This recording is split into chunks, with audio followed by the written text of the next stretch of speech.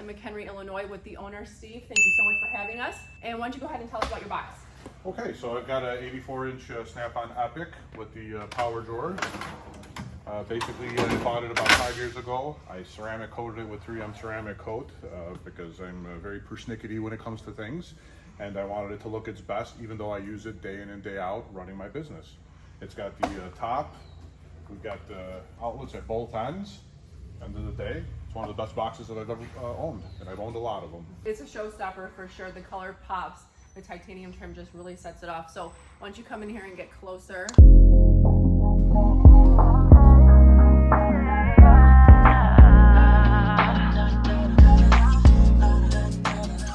And this is the royal blue color with the titanium trim, right? Yes. Okay, so now you said this box is ceramic coated. What is that process?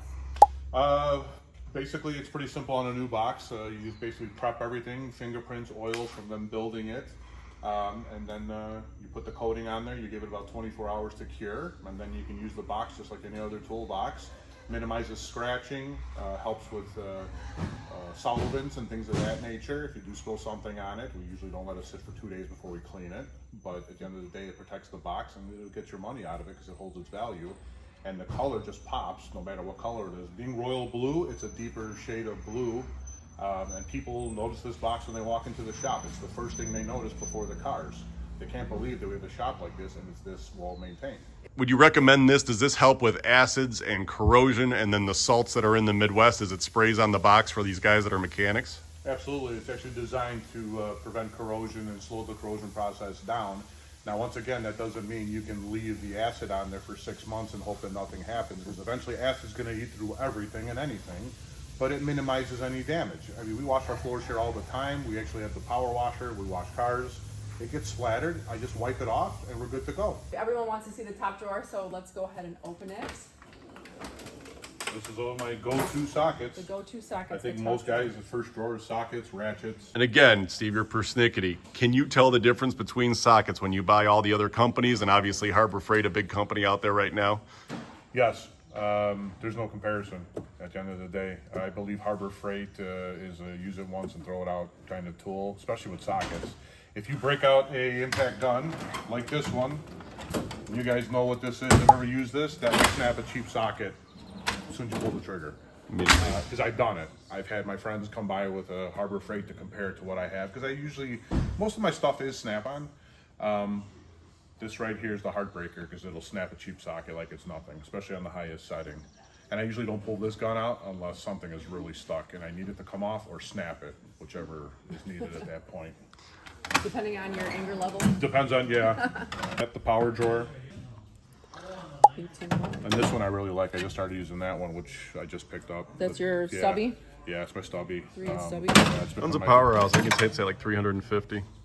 And then that's obviously for grills, and then I have a 1/4 inch here, right there. Oh yeah, that thing. Steve, you have all the magnets on the power tools, but you're also a paint guy. Do you ever stick those magnets onto your toolbox directly? And if you do, how do you keep those metal shavings from destroying the paint? First of all, I never do that. If I do it anywhere, it goes on top of the liner. I never do that. And I always check the bottom, believe it or not, to make sure there's no crap on the bottom of them, which is why you'll see they're all clean. Because that's another thing that, yeah, can happen. We don't do it here, but I've seen it happen at other shops. Somebody will take this, put it right on the fender of a car, and wonder why it's scratched. It's scratched. We don't do that here. All right, Steve, I see a lot of sockets in here, but I do see these double box and ratcheting wrenches. I know that they're a little bit on the pricey side, but tell me about them. Basically, they're on the top drawer because I use them all the time. I mean, it's one of the best tools. I mean, there's a little bit of flex in them if you need that torque, and they don't snap in half if you pull just a little too hard. I use them quite a bit. I mean, the reverse action's really good. Plenty of leverage because they're longer than a lot of the other ones on the market too. There's really nothing bad to say about them. I mean, if the price scares you, then don't buy Snap-on. At the end of the day, you get what you pay for with these tools. I do think that these are a little bit thinner than the gear wrench ones, and we let you borrow these for a week, and you said you had to have them. Yeah, I definitely. And here they are, living in your top I try them and then I drawer. buy them. It's really that simple. Just to give you a comparison, he does have the gear wrench version right here. These are not flex heads, but what do you think, Steve? I think when you compare them to these, there is no comparison. You get what you pay for. And here you got a 15 millimeter. Got the 15. 15's right here. It's thicker, but I guarantee you this is going to have more torque when it comes down to it. And I can reverse it easier than a gear wrench. Once again, it's a get what you pay for tool. All right, let's get into the second drawer. All of our wrenches. Yep, all wrenches. I still have some stuff I started in high school with, Craftsman, Matco. Here we are at the ratchet drawer, and the thing that sticks out immediately is this little palm ratchet. Do you actually use this guy? I do, to put spark plugs in, some oil filters with the cups on them. Depends if I can get into a tight spot with it, I use it, yeah. This was rebuilt once by you guys, I believe, actually. Yeah. That's my Is this go-to your- ratchet. Yeah. Like a 90s ratchet. This I is think. everyone's go-to ratchet. Yep, Soft grip, flex head. yep. How many times has it been rebuilt? Just once?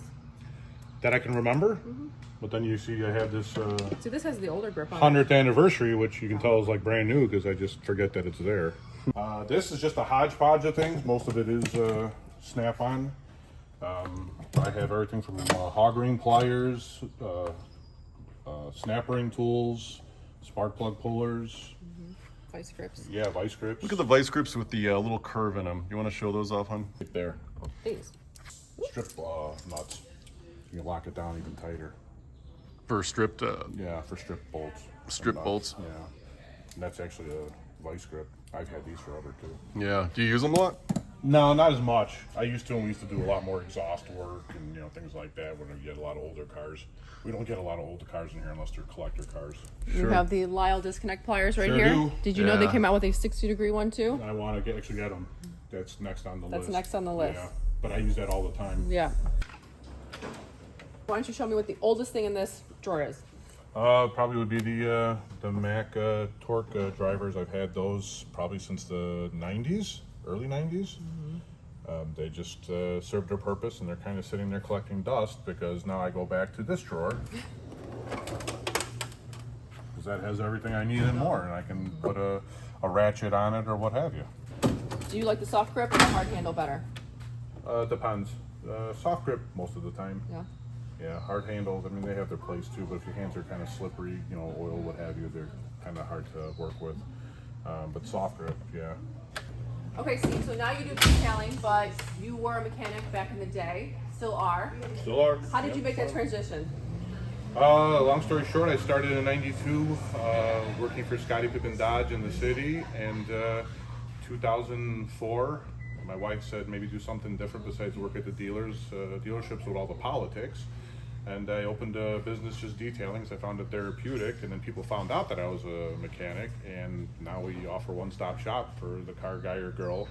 We can pretty much do anything. You need suspension work and a detail or paint protection film or ceramic coating, we can do it all. And I still use a lot of these tools, the picks I use, the plastic door trim tools I use.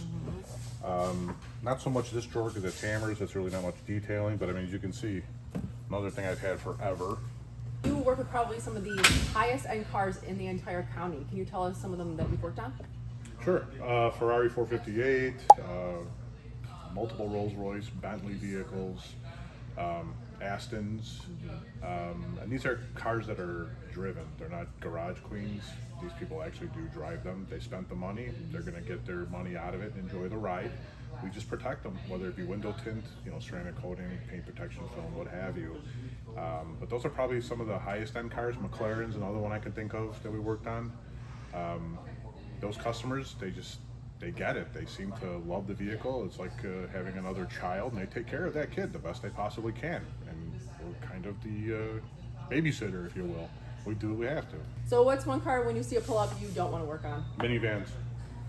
Reason being, minivan for most owners is an A to B car. That's really it.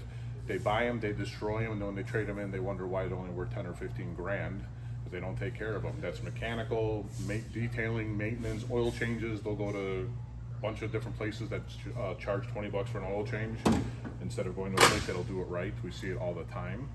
You should see our minivan. But I know. Yeah, we've actually worked on that car. French yeah. fries from 10 years ago. And that's what minivans are. That's what They're minivans are. They're rolling dumpsters. That's literally what they are, and that's what people buy them for. But when you spend 50, 60 grand for a minivan now, it's kind of hard not to take care of it because, it's a depreciating asset. But at the end of the day, you still want to get top dollar for it. And who wants to drive around in a dirty car? Most mechanics, they're dirty, slimy, greasy. Their cars look terrible. I was never like that. My stall was never a swamp when you walked into the shop, and it isn't to this day, and it's not gonna be. At the end of the day, when we're working on your car, you don't need to know we were in there working on your car. It's really that simple. Would you ever hire someone if you had the inkling that they didn't have the attention to detail, or have you ever hired someone that Part just of wasn't our a- interview process is we look at your car. That's part of the process. Oh, that's a good. If yeah. you pulling in a rotted out Corolla, you're not getting the job. It's that simple. What's in this You have to box? be in the car business. That's just a saw. It's electric saw. It's corded though because it's old too. As you can see, I never really haven't used it much because Before Milwaukee became a powerhouse, everything was corded with everything them. was corded. I couldn't even tell you how old this thing is, but I mean, you can see it's just not dirty because I take care of my stuff. Front end's kind of beat up because you have to cut steel, but I mean, I use a lot of the cordless stuff. Even the 14.4 volt that I have. I mean, that has replaced this. I just changed the blade and it'll do almost anything I need, and it's a lot smaller. You can get it to the right spot with it. And this All right, is so what's your favorite car to work on? And one of them. favorite cars to work on. I really like the German cars because they do have their stuff together as far as quality, especially in the past. This year, I think everybody's jumped on the save a buck bandwagon, including the Germans. But I like working on German cars, Porsches, Mercedes. Obviously, I own a few of them myself. Still have a soft spot for Fords and Mustangs. I've owned 30 of them. So I have a lot of experience there.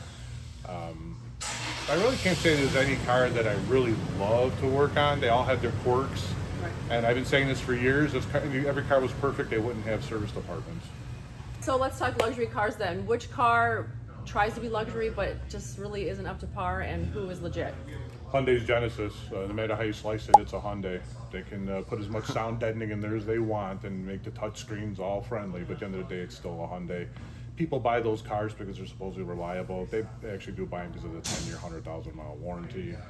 They want to spend 70 grand on a car. There's so much better out there at that price point. I mean, you can buy a Mercedes or an Audi, or even a BMW at 70 grand that'll run circles around it. Quality-wise, performance-wise, technology-wise, I just do not see the Genesis going anywhere anytime soon. Now, I never even see commercials for the Genesis. Are they trying to do this whole exclusivity thing? Because I Yes. saw one driving down the road, and I had no idea what it was. I think they're trying to be like, we're exclusive, we They're don't trying advertise. to be like everybody else. Lamborghini doesn't have to advertise because their owners are out working or driving the cars. I mean, Right. at the end of Fun the day, fact, though, wasn't that what Tiger Woods was driving when when his wife beat in his? so at the end of the day, I mean, cars are you get what you pay for, and Genesis just is not it. It's basically just an up-badged Kia or Hyundai product when it comes down to it. And Steve, real quick, because you're a detail guy, what about paint? When we're talking strictly paint, which car companies have the paint? Which ones have the worst paint? Okay, so it's very simple. At the top are your Germans and your hand-built style cars like an Aston Martin, something of that nature. Then you go with the American cars because they're actually pretty durable for what they are, especially the truck line. Then you have Japanese, which is a very soft paint. Not bad, but not great. And then What does once- that mean, soft paint? So the softer the paint, the easier it is to scratch, but also easier to fix. Like it doesn't cure as hard or something? It doesn't. It's not that it doesn't cure as hard. It's not as thick, and it's more water-based. Okay. Where like the German cars, I mean, you guys have heard stories. Snap-on and BMW working together at one point to make paint colors. And this is history if you look back. Yeah. But bottom line, it's the Koreans as far as paint quality. It's thin, it's watery, scratches easy. There's not much there. And their paint jobs just don't look good from the factory. Not that every paint job is perfect from the factory, but they don't do it. It's bland.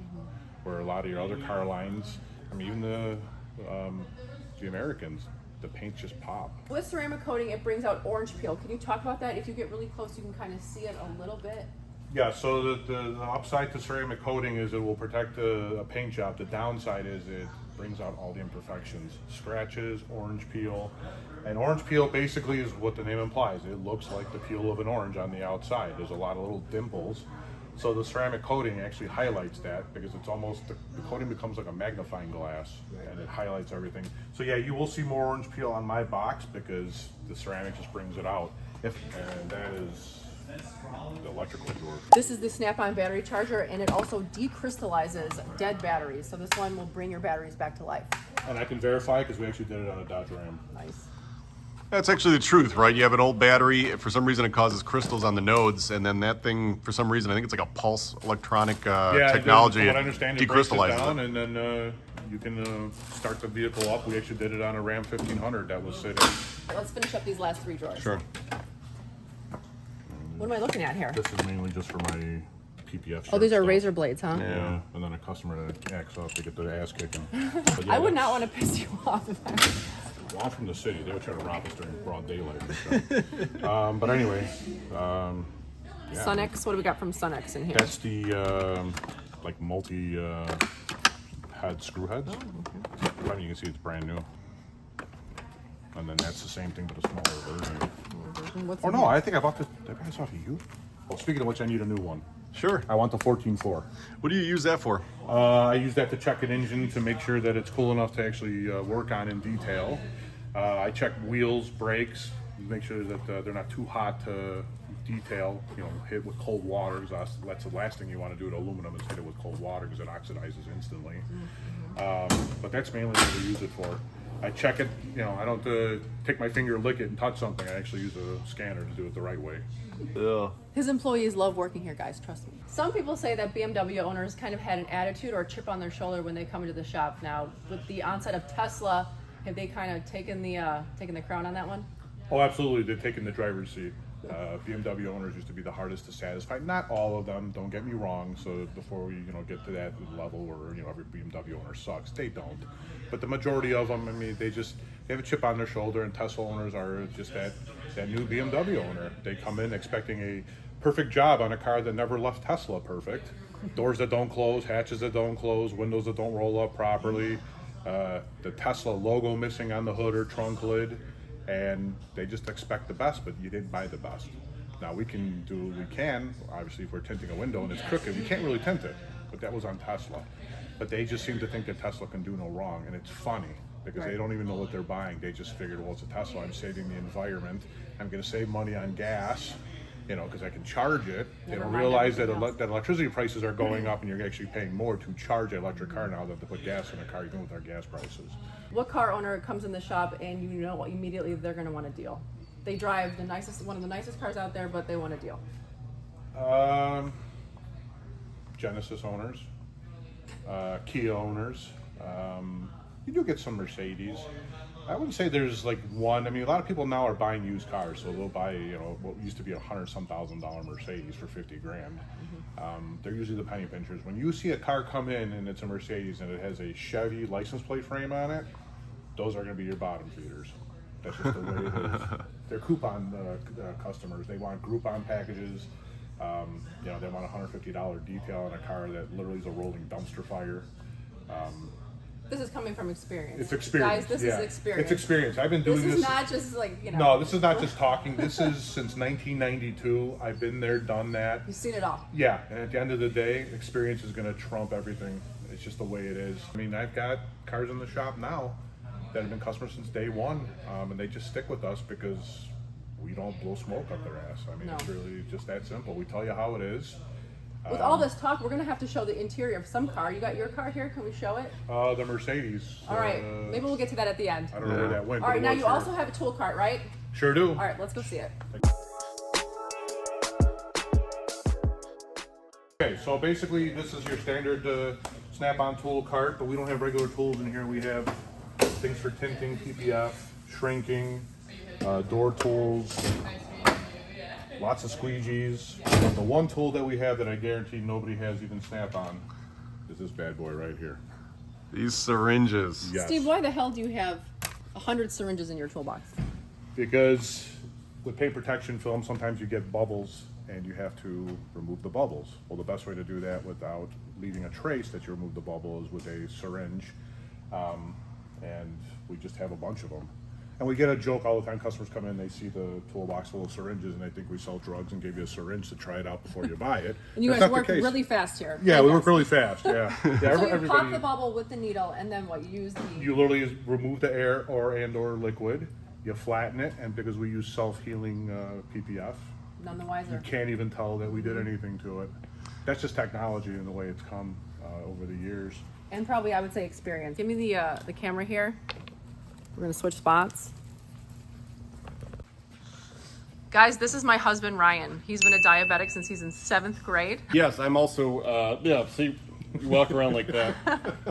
See, everybody takes you seriously like that. Actually, I used to, when I used to go to the gym, I'm a diabetic. I've been a diabetic basically my whole life. I do 10 injections a day. And I used to know that I was really in shape because everybody assumed it was steroids in the locker room, so they'd see it out of the corner of their eye and they'd look away. As I've lost my muscle mass, now people look and say, oh, my grandmother's diabetic. So that was kind of a hard thing for me to deal with. I really knew I was shrinking. But in Illinois, you can buy a bag of syringes for like $3 at Walmart if you really want to try using this for PPF. Now, the needle is the most important part. When you go to the pharmacy, you want the smallest needle, and you could just simply ask for it. The smallest needle, that's how small it is. Put your hand behind it so you can see it. Yeah, I don't even know if you guys can see that. There we go. Anything else we want to show in here? That's empty. There's vacuum. I mean, we got enough accessories for vacuum. Yeah. But that's otherwise everything else is empty. Now that it's summertime and it gets really hot, how do you deal with bugs on the paint? What does it do if you don't get it off? Well, if you don't get the bugs off, bugs, have an acid, just like bird droppings have an acid, and it has to come off the car as soon as possible. The longer you leave it, the worse it's going to be for the paint. It's going to go through the ceramic, down to the primer or color primer, and then down to the actual panel, if you will, depending on what type of bird it was or bug it was. But the sooner you can get it off, the better. That's why paint protection film and ceramic coatings are the way to go, because that stuff actually protects the car from things like that. Is there a nasty bug that particularly stands out? That love bugs, dragonflies are a big one this year, and then the cicadas, because they made an appearance. That's been an interesting one. You're popping the hood and finding cicadas under the hood, stuck under a headlight, things of that nature. All right, Steve, thank you so much for having us. Let's go look at a car, can we? Absolutely. Let's go. The plate, literally no bullshit. It's our car. What kind of car is this? It's a 2019 Mercedes AMG C43. It's got a twin turbo V6. It's tuned, exhaust work. It's got quite a bit of PPF on it. This is carbon fiber PPF on the mirror, the roof. That's pretty obvious, but we PPF the whole front of the car, really. This is a Graphtec plotter. This is actually made in Japan, and this is what we use to cut tint. What separates us from a lot of other shops is a lot of places will use a razor blade on your car and cut the tint to fit your glass on your vehicle. A few problems with that is, one, you can damage your glass, scratch the glass, or they will cut into your weather strip and then you wonder why there's water getting in your car. So this literally cuts it to factory spec. It'll look like factory glass when it's cut. Do you pop in, is there a program? There's a program we use on the laptop here. Pick the car, make, model, put it all in there, and boom, it feeds it. We put the tint in depending on the percentage, and usually within a couple of minutes, the whole car is cut and ready to go. Does the state of Illinois have laws about how deep you can take your car? Yes, 35% is the darkest you can go in Illinois.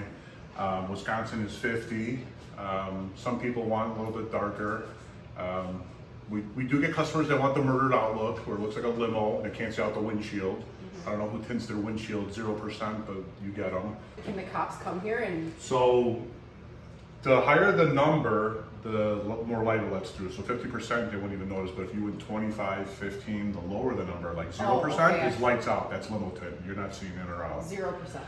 So they will pull you over, and we've never had it because we don't do this kind of thing, but they will actually, the lawyers or the prosecutors will go after the shop that installed the tint, because the customer will blame the shop that they didn't claim, or I didn't know, even though they are the ones that asked for that percentage. For sure. No shop goes, hey, you need 10% on your car. Yeah. So yeah, it has happened. We've never seen it, but we just don't go illegal. Don't do anything illegal, you won't get in trouble. It's pretty straightforward. Yeah. And 35% tint is going to be more than enough to protect you from the sun, and it changes the look of any car, no matter how cheap or expensive it is. Yeah, that's true.